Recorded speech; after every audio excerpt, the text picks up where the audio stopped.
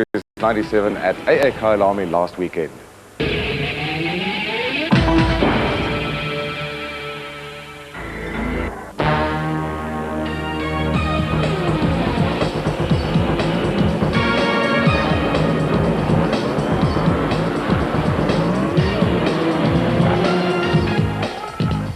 AA Kyalami circuit in Midrand and the 7th and final round of Total Super Series 97. Although most of the championship's categories have been decided, there was still a lot to compete for.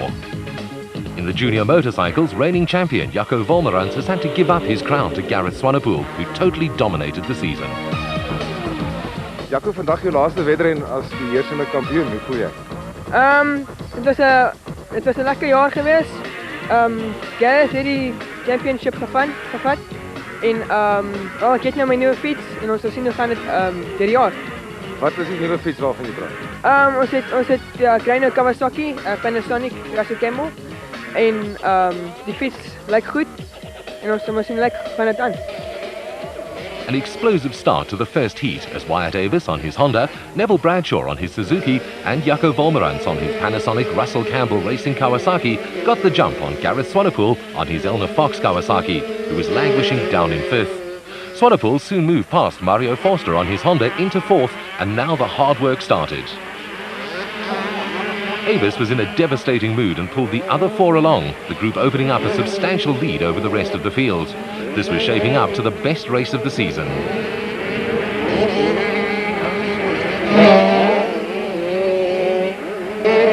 Avis, Bradshaw and Wolmerans looking over his shoulder to see Swanepoel lurking close by, Forster holding on.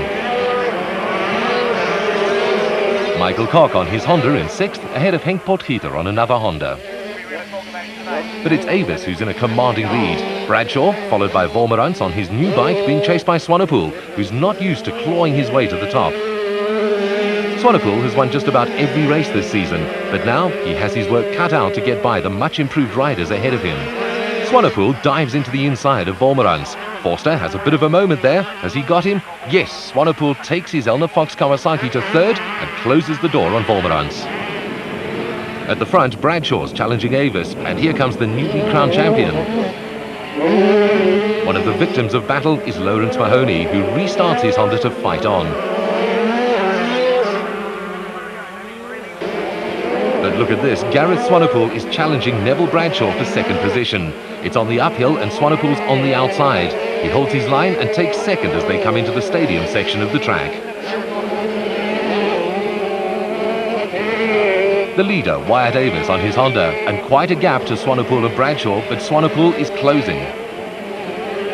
Further down the hill, and Jamie Hilton on the number 32 Suzuki is in 5th. Coming up to lap Lawrence Mahoney on his Honda, with Mario Forster in 6th, 129 is Michael Koch. Mahoney obviously doesn't fancy the idea of being lapped by his peers and is holding on for dear life. Hilton wants to get past so that he can place the Honda rider between himself and Forster. Hilton on the inside and he moves through. Forster holds the outside line to be better placed for the right-hander coming up. Forster through on the inside and now he has a clear view of Hilton just ahead of him. Great riding by both the youngsters, but disaster for Roderick van der Westhuizen. No such problems for Wyatt Davis though, who held off Gareth Swanepoel. Jaco Wolmerans couldn't get past Neville Bradshaw, while Jamie Hilton had a great result in 5th. Wyatt, well done. It seemed fairly easy. Yeah, well, I didn't get such a good start, but I forced my way past in the first corner. I came out in 3rd place and I just took it from there. To the Super Quad category now, and going into round 7, Evan Hutchison had a comfortable lead over Ricardo Gianlucaro, although Derek Robertson could still challenge for 2nd position. Ricky, it seems like the championship is virtually won by Evan. Do you think there's any answer against his domination? I don't know, he's been riding well this season, his bike's been flying, and just lately we started to get my bike really going, and well, put it this way, it's a bit late to catch him now. He's far ahead on the points, so just settle for 2nd at the time being. Up the hill for the first time, and no surprise as Evan Hutchison holds Derek Robertson, Gianlucaro's brother Gianni, then Clayton Duplessis, Ricardo and Derek Turner. All the riders in this category are on 200cc Yamaha blaster machines. A very wet track which has just been watered, and at various spots around the circuit the mud could cause some problems for the riders.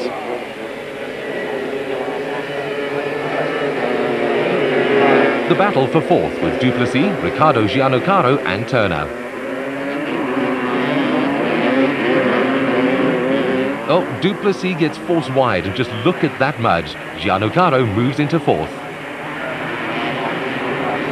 Robertson in second, then brothers Gianni and Riccardo Gianocaro in third and fourth respectively. The riders are becoming almost unrecognizable from the mud. The only brightly coloured man is our leader, Evan Hutchison, way ahead of this group, battling it out for second position. It's Robertson, the Gianocaros and Duplessis. The foursome are checking each other out carefully, and each man is ready to pounce should any of the others make the slightest mistake. The mud is still a problem.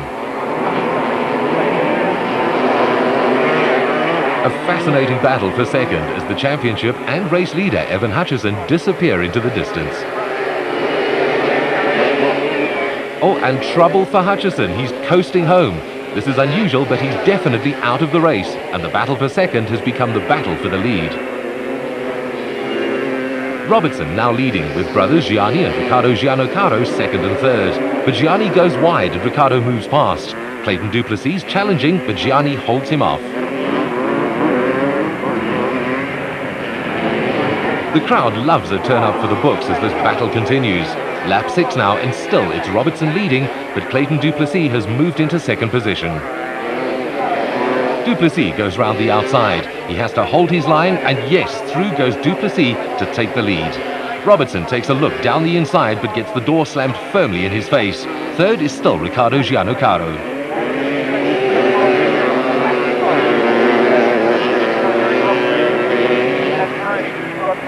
This race is far from over as Duplessis and Robertson fight it out for the lead. Duplessis has a look to see exactly where Robertson is. But what's the story with Hutchison? I've blown a motor. I'm not too sure what's wrong with it at the moment. There was a bit of a noise coming. I tried to look after the motor because we had a bit of a lead.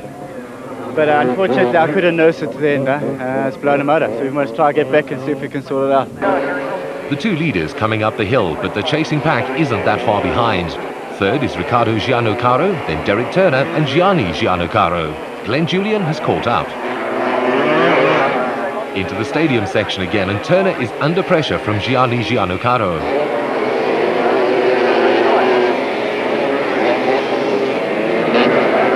Robertson in second position, now being caught by Riccardo Gianocaro, who in turn is being pushed hard by Turner. Gianni Gianocaro is dropping back.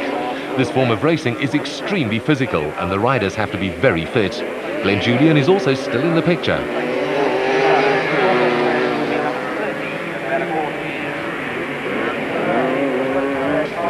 But nobody could catch Clayton Duplessis, who took a fine victory over Robertson, Riccardo Gianocaro, Turner, Gianni Gianocaro and Julian. Scoring no points, championship leader Evan Hutchison had a hard day ahead of him. Well done, Clayton. Bit unexpected. Yeah, very much so. Evan, I don't know what happened to Evan, but had a bad start, as you could see. Kate fought my problem, got a road well. It was a good race. I'd like to thank Graham and everyone who came to do my bike. Back to the bikes now, and in the open category, the season-long battle for the championship between Gary Peterson and Ian Topless would come to a head. You're riding with some very sore ribs today after a crash a few weeks ago. Is that going to have any influence on your race today? Not really. I had some bruised lungs, but there's no jumps there, so I'm not jumping up high like I would at motocross. Maybe if Gary, I think Gary knows I've got some sore lungs and ribs and stuff, so maybe Gary goes to me and tries to take me out, but I think from the last time when he bumped handlebars and stuff, I think this time's going to be my chance. Peterson had one of his kamikaze starts again and pulled a gap right from the start. Greg Aspinall was second, ahead of Topless and Alan Julian. Topless on his Elmer Fox Kawasaki had to recover from a bad start and had to get past Aspinall on his Panasonic Russell Campbell Racing Kawasaki as soon as possible. Alan Julian on his Shell Racing Honda goes wide and slingshots himself past Topless. Great manoeuvre. Peterson racing away on his Team Brasco FMF Racing Kawasaki. Aspinall still second, then Julian, and now Gary Lipchik on his Pro Cycles Honda is challenging Topless for fourth. All Peterson needs to do is stay on his bike and ahead of Topless, so the pressure's off him, but Topless has his work cut out for him as he's being hassled all the way by Julian and Lipchik. Peterson takes a look, Aspinall takes a look, and all they see is 3 bikes on the limit.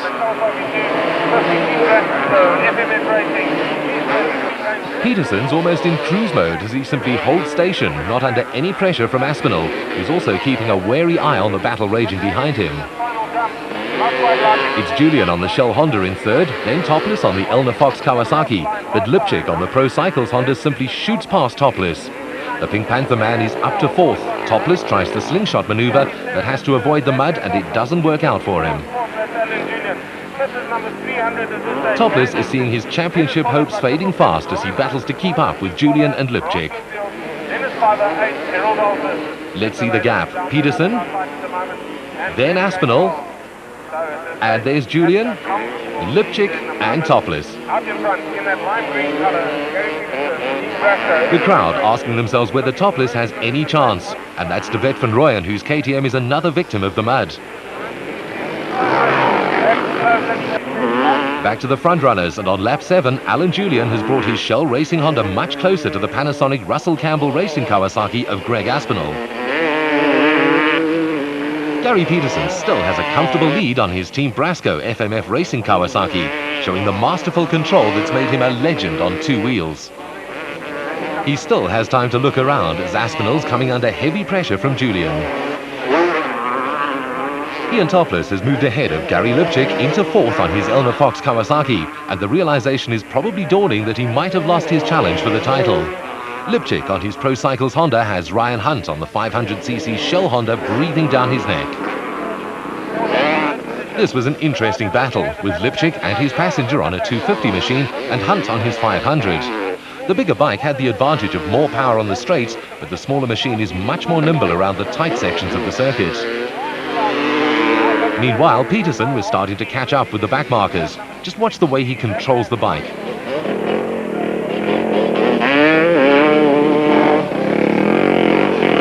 Some refreshment for the crowd in the hot weather, and on the last lap nothing has changed as far as Gary Peterson was concerned. But behind him, Greg Aspinall still had Alan Julian to worry about.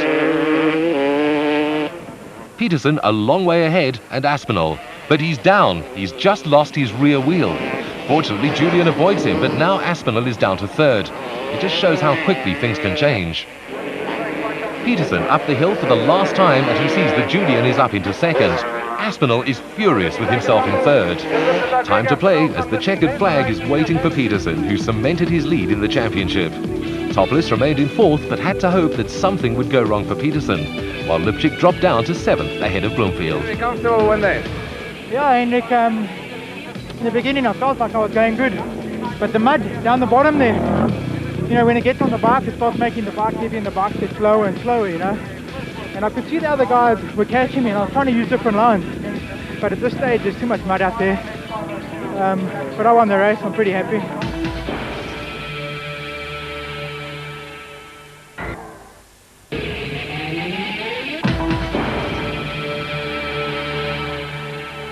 The tightest championship battle in Total Super Series 97 is in the Super Special category. Only 8 points between Bux Carolyn and Wolf-Peter Fumfai. Peter, a very tight situation between you and Bux Carolyn. What are your plans for the race today? Oh, it's pretty simple actually. I have to finish ahead of Bux. And as long as I can do that, I will win the championship. But running together with super trucks today, it will make it much more difficult for us. Henry Zermatten has assured himself the title for 1997 in the production vehicle category, ahead of Frank de Greef and Richard Leek. While in the super truck category, Paolo Piazzamuso had also already taken the title ahead of Linton Draper and Cassie Coetzee. Frank, tweede in die kampioenskap. Hoe gaan jy vandag se wedren aanpak? Man, vandag is nog steeds 'n vol reis. Ek moet probeer om Henry te wen. Dis 'n game. Elke reis voluit. The 3 categories were combined for the final round of the championship, but in the super trucks, only one of the creepy-crawly Ford Couriers was in action. Paolo Piazzamuso taking over his brother Claudio's super truck after experiencing mechanical problems with his own in practice. But a great start for Piazzamuso, ahead of the dealer team Toyota Hilux of Cassie Coetzee. Bux Carolyn was third, leading the super special category. These spectacular super trucks are what the crowd has come to see, and this type of close racing exactly what they wanted. Piazzamuso getting a bit too much oversteer out of the left-hander. This has allowed Coetzee to close in, and now it's a run up the hill towards the stadium section. Carolyn in the lubrication equipment Chenoweth is still in the picture. Over the jump and a beautifully controlled slide by both the drivers. Carolyn fights with the wheel to point his super special in the right direction. Now Coetzee has moved closer to Piazza Musso and he's pushing hard. The Creepy Crawley Ford driver will have to absorb the pressure and make sure he doesn't make the mistake that Coetzee wants him to make. Carolyn's staying in contact. Down the hill and the dealer team Hilux seems to drop back a little, but coming into the twisty section at the bottom of the circuit, Coetzee seems to have the handling advantage. Ever since the debut of the dealer team Toyota Hilux towards the middle of the season, it's been a thorn in the side of the Creepy Crawley Ford team, and it's still continuing. The Toyota's prepared under the watchful eyes of American Tony George, while the Ford's been done over by Nye Frank, also from the United States. Now Coetzee gets inside Piazza Musso. There's contact, and yes, he's through.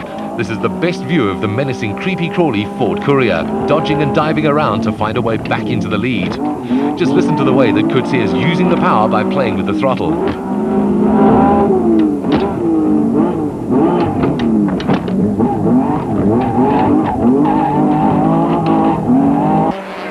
Great entertainment for the crowd, and 4 laps into the race in the production vehicle category, Frank de Greef was leading in his VW Beetle, ahead of Henry Martin in his Chev.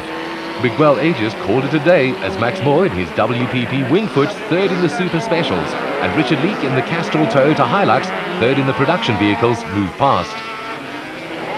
Meanwhile, Coetzee was still leading. Oh, and Piazza Musso locks his brakes and plows into the bank. That's going to put him back a bit. Carolyn comes round the left-hander, and Piazza Musso has carried straight on, taking the long sweep at the bottom of the circuit. Piazza Musso has lost a lot of ground in that incident and buries his foot in the corner as he accelerates up the hill. Flat out into the stadium section, in the air, and as he lands, he blows his right rear tyre. That's going to cost him dear. Coetzee is pulling away fast in his dealer team Toyota Hilux, probably still unaware of Piazza Musso's problem. Richard Leake calls it a day in his Castrol Toyota Hilux. Piazza Musso will find that his Creepy Crawley Ford Courier doesn't handle at all. But although the inner tyre still seems to be okay, he'll have to be very careful not to cause any further damage. Steady, steady on the downhill, early on the brakes, and don't worry about Bucks Carolyn closing in. The Creepy Crawley Ford is throwing its tail all over the place. Carolyn's through in the lubrication equipment Chenoweth, and Richard Leake has got his Castrol Hilux going again. All Piazza Musso's now going to try and do is finish the race and score some points. And that's the way it turned out, with Cassie Coetzee taking the dealer team Toyota Hilux to a deserved victory. Henry Martin took the production vehicle category, while Bucks Carolyn extended his lead over Wolf-Peter Fulfy in the Super Specials. Cassie, dit het redelijk makkelijk gelijk. Ja, ek het dit nie verwag dit sal so maklik gaan by Paula verby te gaan nie. En gelukkig was daar so 'n bietjie taktiek betrokke geweest en ek het verbygegaan en was eintlik maklik om te wen. Hy het daarom ook 'n paar wiel gehad. Ja, ek moet nie dit vergeet nie. Ons het ook ons voordele en nadele gehad, vorige reispapiele gehad en was seker maar sy beurt geweest.